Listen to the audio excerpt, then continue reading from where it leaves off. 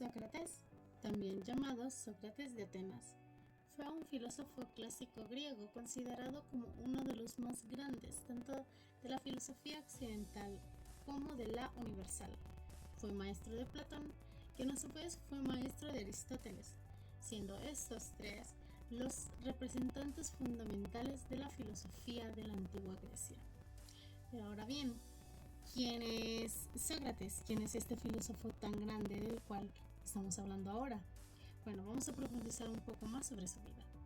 Sócrates nació alrededor del año 470 a.C. Sus padres eran un escultor y una partera. Estudió música, gimnasia y gramática en su juventud y siguió la profesión de su padre como escultor. Según la tradición, fue un artista excepcional y se dice que su estatua de las Gracias en la entrada de la Acrópolis fue admirada hasta el siglo II después de Cristo. Sócrates se distinguió en el ejército y salvó la vida del general Alcibíades en la batalla de Potidea. Originalmente era escultor y es posible que haya tenido otras diversas ocupaciones, entre ellas la de soldado, hasta que el oráculo de Delfos le dijo que era el hombre más sabio del mundo. Con el objeto de mostrar que el oráculo se equivocaba, se embarcó en la misión de interrogar a todos aquellos que eran considerados los más sabios, y al hacerlo, demostró que el oráculo estaba en lo correcto. Sócrates era el hombre más sabio del mundo, porque no afirmaba saber nada de importancia. Si bien la historicidad de Sócrates no ha sido discutida, el contenido real de sus enseñanzas es tan elusivo como los preceptos filosóficos de Pitágoras o las enseñanzas posteriores de Jesús, ya que ninguno de ellos dejó escritos de su autoría. A pesar de que se suele considerar que Sócrates inició la disciplina de la filosofía en Occidente, a la mayor parte de lo que sabemos de él viene de las obras de Platón y en menor medida de otros de sus discípulos. Como último punto, quiero compartirles sobre el juicio de Sócrates, el cual fue, por sus consecuencias, uno de los momentos estelares de la humanidad. Lo narró así su discípulo Platón, quien siguió el debate en el tribunal. Más de 2419 años después, seguimos intrigados sobre el sentido y trascendencia de aquel proceso. ¿Realmente el caso de Sócrates fue un ataque a la libertad del pensamiento? ¿Fue un atentado a la libertad religiosa? ¿Fue un juicio político? En suma, ¿por qué la democracia ateniense le condenó a la muerte?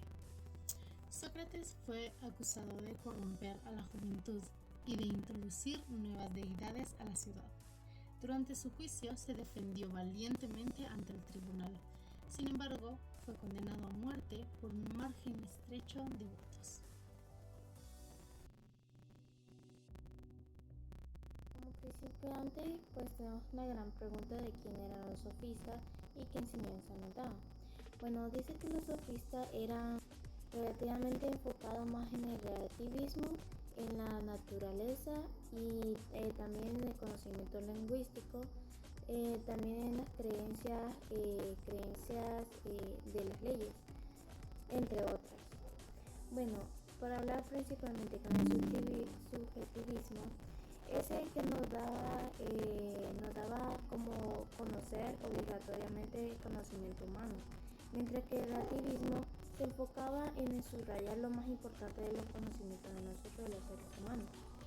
Está creando que el ejecutivismo formara entre ellas dos, es decir, que esta última hablaba del subjetivismo y el relativismo, entre los dos. Decía que la verdad era un bien moral. ¿Qué quiere decir? Que un bien moral nos da a referir de que toda aquella persona que hable con la verdad siempre dará una cosa de bien. Y la última es cuando a Sócrates lo criticaron por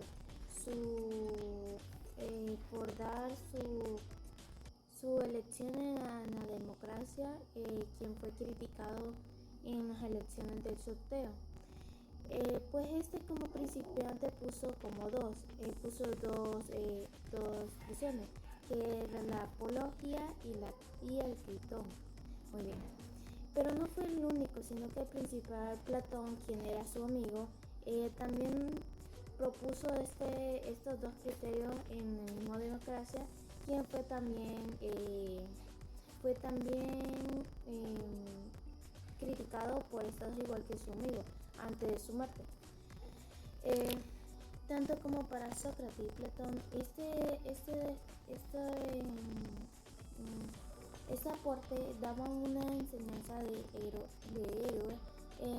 desarrollo entre nosotros. Es decir, que para ellos lo que ellos proponieron era demasiado importante, pero la humanidad, los demás, no quisieron apoyar o aportar sobre esta como ellos, quienes fueron criticados en democracia. La importancia del conocimiento.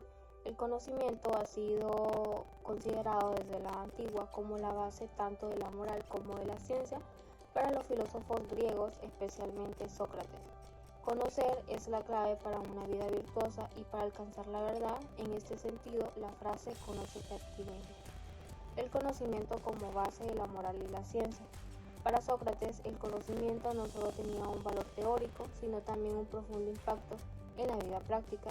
Creía que la ignorancia era la raíz del mal, ya que las personas solo actuaban de manera incorrecta cuando desconocían el bien.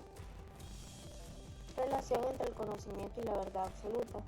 El conocimiento verdadero para Sócrates es aquel que permite alcanzar la verdad absoluta. Sin embargo, él mismo afirmaba que solo sé que no sé nada, lo que refleja su método de enseñanza, la mayéutica, que consistía en hacer preguntas para que el interlocutor descubriera sus propias contradicciones y llegara al conocimiento por sí mismo.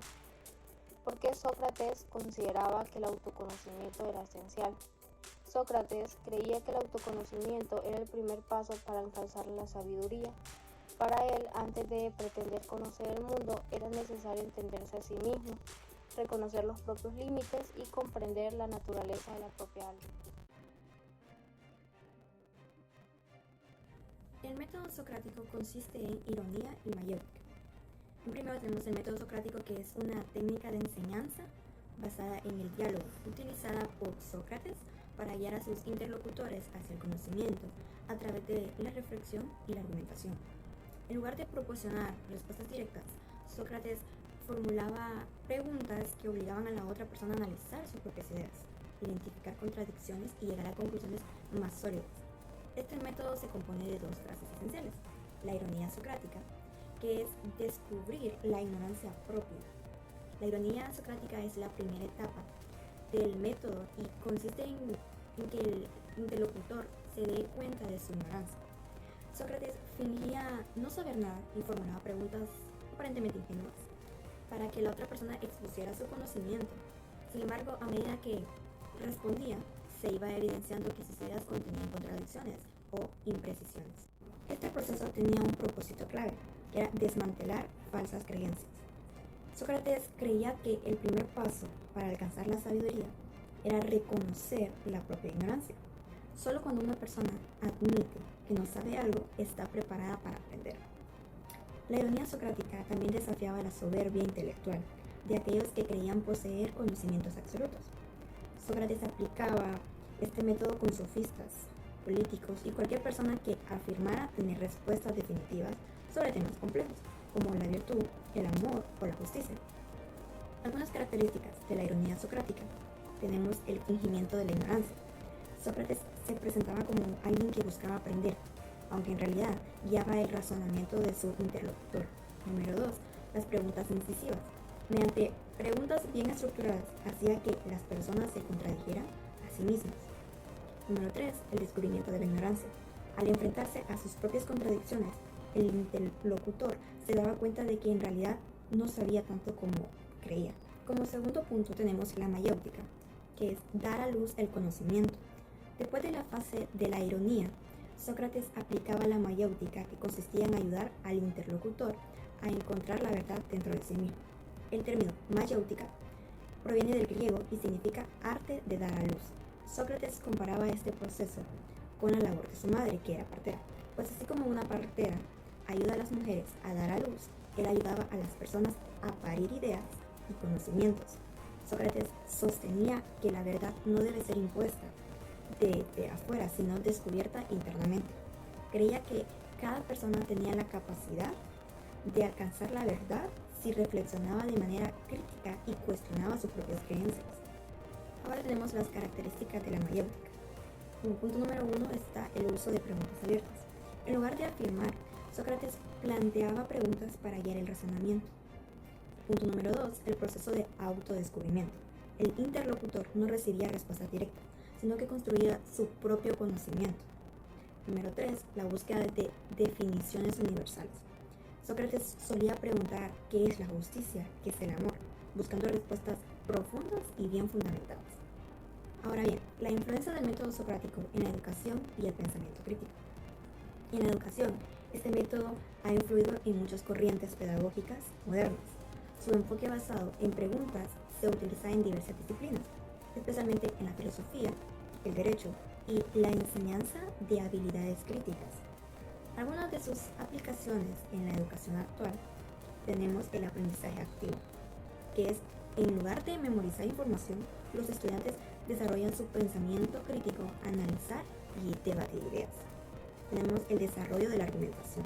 Los estudiantes aprenden a defender sus ideas con razones sólidas y a identificar falacias en el razonamiento. También tenemos las clases basadas en el diálogo. En algunas instituciones, los profesores utilizan el método socrático para fomentar la participación y el análisis en clase. Un ejemplo sería el que utilizan el método socrático en el derecho, como en universidades como Harvard, donde los profesores formulan preguntas desafiantes a los estudiantes para obligarlos a pensar de manera analítica y argumentar sus respuestas, claro. En el pensamiento crítico, el método socrático es una herramienta fundamental para desarrollar el pensamiento, ya que fomenta la capacidad de cuestionar, analizar y evaluar ideas antes de aceptarlas como verdaderas. Su impacto en este ámbito se refleja en la detención de contradicciones, que ayuda a identificar errores lógicos en los razonamientos propios y ajenos. Número 2, tenemos el rechazo del dogmatismo, que es algo que invita a cuestionar creencias impuestas por la tradición, la cultura o la autoridad, sin una base racional. Número 3, tenemos la búsqueda de la verdad. Enseña a no conformarse con respuestas superficiales, a explorar ideas más profundas y fundamentales. En un mundo donde la información está en todas partes, pero no siempre es confiable, el método socrático sigue siendo una herramienta esencial para comprobar la verdad y no caer en engaños o manipulación. El legado de Sócrates es enorme porque él cambió la manera en la que entendemos la filosofía. Antes de él, los filósofos se enfocaban en la naturaleza del universo, pero Sócrates llevó la discusión al ser humano, su forma moral y su forma de pensar. No dejó nada escrito, pero su influencia nos llegó a través de Platón. Dejó el método de la mayéutica, que consistía en hacer preguntas hasta que la otra persona se daba cuenta de sus propias contradicciones. Con esto él no nos enseñaba respuestas, sino que ayudaba a los demás a pensar por sí mismos. Él creía que el conocimiento llegaba a la virtud y que una vida sin reflexión pues no valía la pena. También dejó un ejemplo poderoso de coherencia y de valentía. En su juicio, Sócrates pudo haber escapado, pero él prefirió aceptar su muerte antes que traicionar sus propios principios. Su muerte lo convirtió en un símbolo de búsqueda inalcanzable de la verdad. Sin Sócrates, la filosofía occidental no sería lo que es hoy. Su forma de cuestionar lo establecido sigue vigente y su influencia se nota en pensadores posteriores como Platón y Aristóteles y hasta hoy en la filosofía moderna.